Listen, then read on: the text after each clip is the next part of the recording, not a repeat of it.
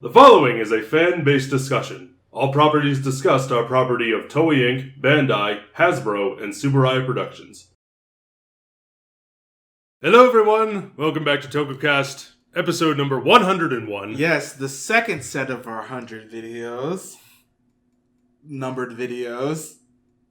The months happened. Anyway, What else is new? Time marches ever onward. It's very true. Ultraman Cosmos. Ultraman Cosmos. Which I'm going to be frank with you, this is going to be maybe more of a Toku talk than a review, because it's been a very long time since a show has given me so much to watch and so little to say. Yeah. This is... This show feels like growing pains. Yeah. It feels like we haven't... we're just on the cusp of the HD era. Because this is 2001 to 2002. Mm-hmm. And it feels like they didn't really know what they wanted to do with this story. Yeah. It also doesn't help that every version of this show that I tried to watch, the quality was not good. And the subtitles were terrible. Yeah. There were some... This might be the most envious I've ever been of you for your ability to understand Japanese just by hearing it. I'm getting better at it. You are getting... You're a lot better than me, and that goes without saying. But help. yes, some of the subtitles there were some true... It's not as bad as like Duang.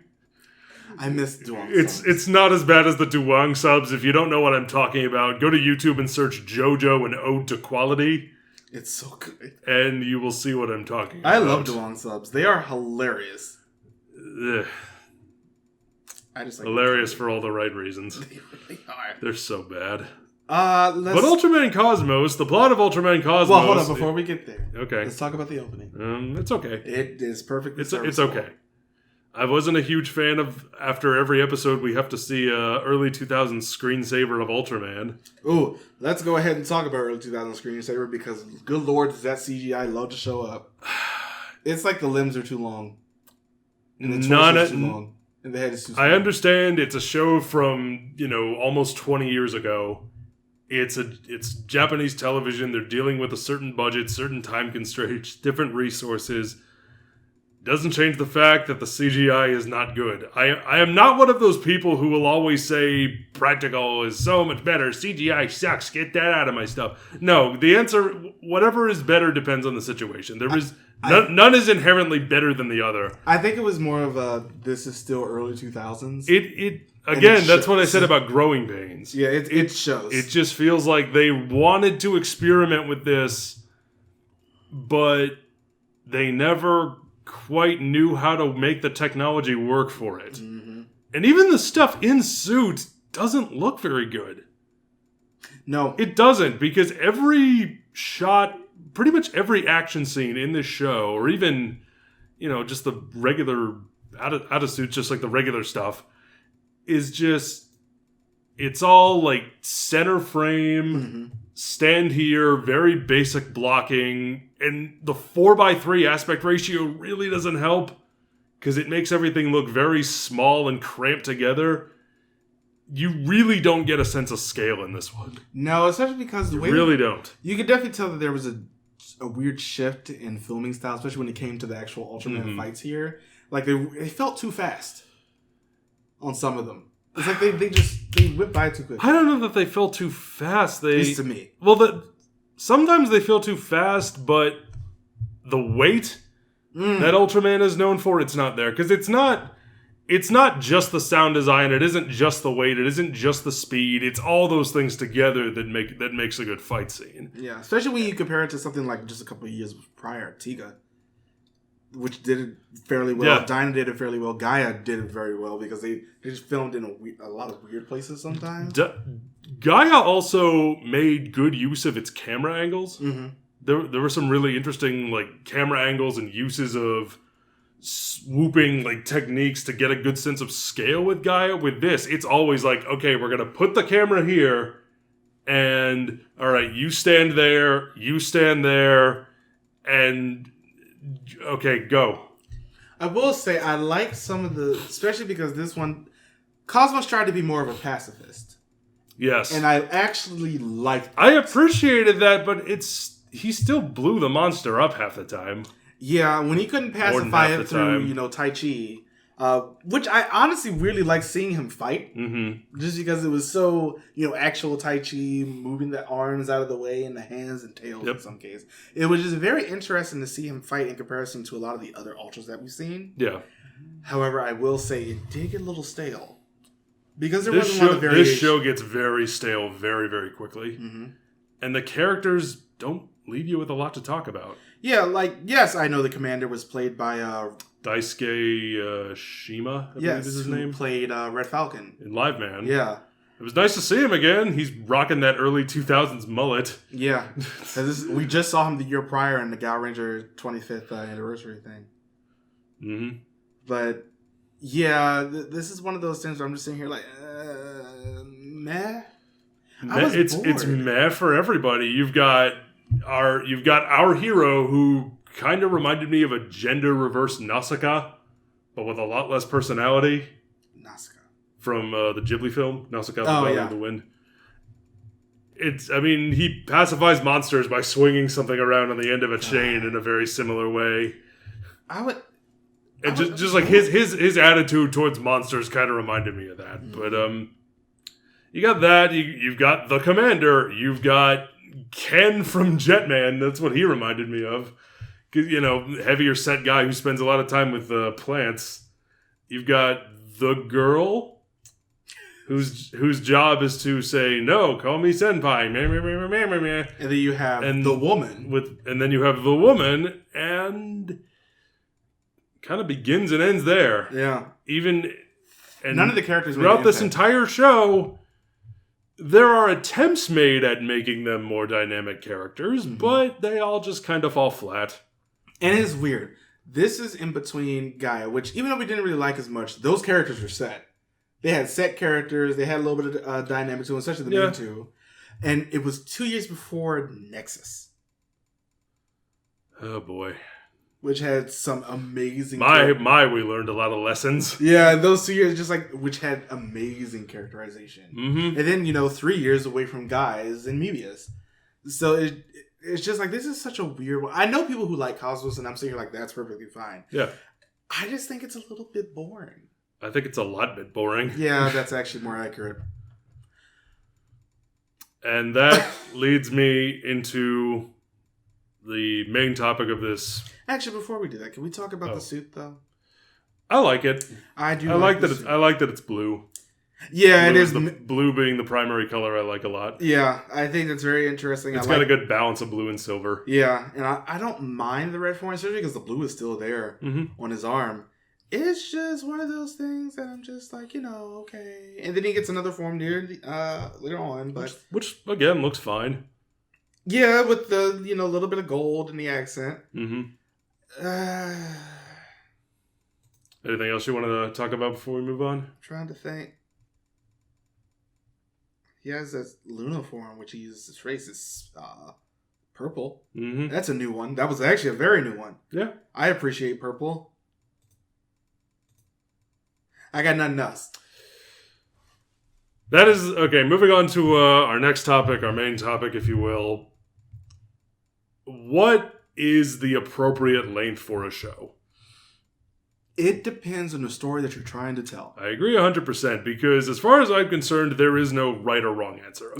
If a show needs to be 300 plus episodes, that's fine. If it needs to be 12 episodes, that's fine. If it needs to be 5, that's fine. If you only need to tell it in one singular episode or a movie, it's a movie. Then a movie or an OVA, because that works too. But 1-2 episodes, however long you need to tell your story is how long you should tell it.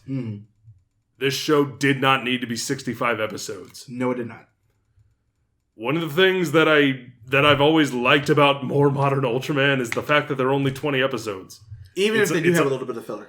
Sometimes yes, sometimes no, but all the same, they feel the appropriate length for what they're trying to tell. Yes. There isn't any wasted space. Give or take maybe an episode here or there too, but when your commitment is not that large, I think that really helps. especially in something like this. Let's talk about let's go back and talk about Tiga really quickly. Because I felt like that did a very good job of, even though it's, just straight up Monster of the Week a lot more often than not, it's just like, all right, there's a story here with the characters. There was a story here with the Tiga had that great, it had the main romance, was a great central aspect. It also changed things up. Yeah. Tiga had that episode where he fought as a regular-sized dude, like punching dudes through walls in a warehouse. It had the episode with where they were trapped in the base. Zet did that recently. You told me, where he's just normal size, punching dudes in the face, and I'm seeing like appreciation of a change. Yes.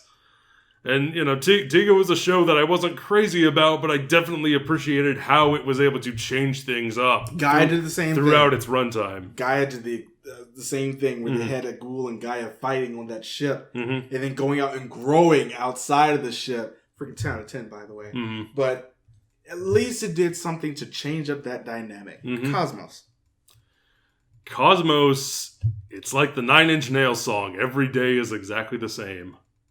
We're caught in a time loop of, we have a little bit of character interaction, monster shows up, we fight the monster, we either destroy or pacify it, and, nothing changes, no one changes, no one learns anything. Yeah. It's like going to work. It's really It's like you clock in, you put your time in, you do your job, you go home. That's what watching the show is. It feels like going to work. It wasn't interesting enough for me to keep watching, especially when there was no real continuation from episode to episode until very near the end. It just got boring and repetitive. And it does that very, very quickly. Yes. Which brings me again back to the length. This show is 65 episodes. That's the longest thing we've ever had to watch for this show. It needed to be 4. It could have been 4 and none of us would have been the wiser. It wouldn't have changed much from a story perspective. You could have done this at least as far as I'm concerned. You could have done this as a 12-episode show to actually focus on the things that were much more story prevalent. The first couple, yeah. And again, I like the idea of pacifying a monster instead of having to destroy it. But they... Like the first time he goes red, when he actually pacified the monster and then the lights came down and made a copy that was an evil version that killed that monster. And he got super angry. He was like, and turned red and killed the monster. I was saying, like, oh, okay. I'd actually like to see the Ultra get mad. They don't really do that. No, they don't. It's usually just a person. No. But this time, it's just like the actual Ultra got mad. Yeah. Which is something you really don't see much of. Yeah. I appreciated that. Yeah. But, no. And I think this is a problem that I think also extends to all of Toku as a whole. I don't think every show needs to be 50 or 48 episodes. There are plenty of Toku out there where I feel like you could have just done this in 20. You could have just done this in 24 or even 12 for some of them. Like a show like, I think a great example, a show like Gokaiger, when you have all those teams and we're celebrating all this history, I think that's a great example of something that... Need to be the length that it did. That, not that it needed to be the length that it did, it was the right length for what the story was. And it worked. You look at something like O's. I think O's, with all of its characters and the way the way all that interplay worked, and the way we were evolving and changing over all these episodes and getting new forms and the medals and Ankh and Eiji and all this stuff that's going on, that was the right length, and I think that was 48. Another example, Kuga. Even though it's much more Monster of the Week, those characters had such dynamic... Such a character-heavy show like Kuga. Yeah, it was just like theirs was a story that you followed. So... it worked for the length that it was and where it ended up. You started out with Ichigo, you end with Ichigo. Right. And I love that. Or Ichigo. The detective. Right. The police officer. Yeah. It's just like, because of the way that show is structured, it works for something like that. However, on the other hand, you have something like Blade, where a good portion of the beginning of that show could have been cut. I would also say, more on the positive side of length, I would say something like Akiba Ranger. It was the perfect Akiba Ranger and Kanpai Senshi After 5 are the perfect length for what those shows are. Yep. just that 13 episodes of just unabashed absurdity and silliness and just pettiness and people being terrible. It's just the right length. Yeah. That's exactly what we needed from a show like that. It's not, that sweet spot. Mm-hmm. It's just right.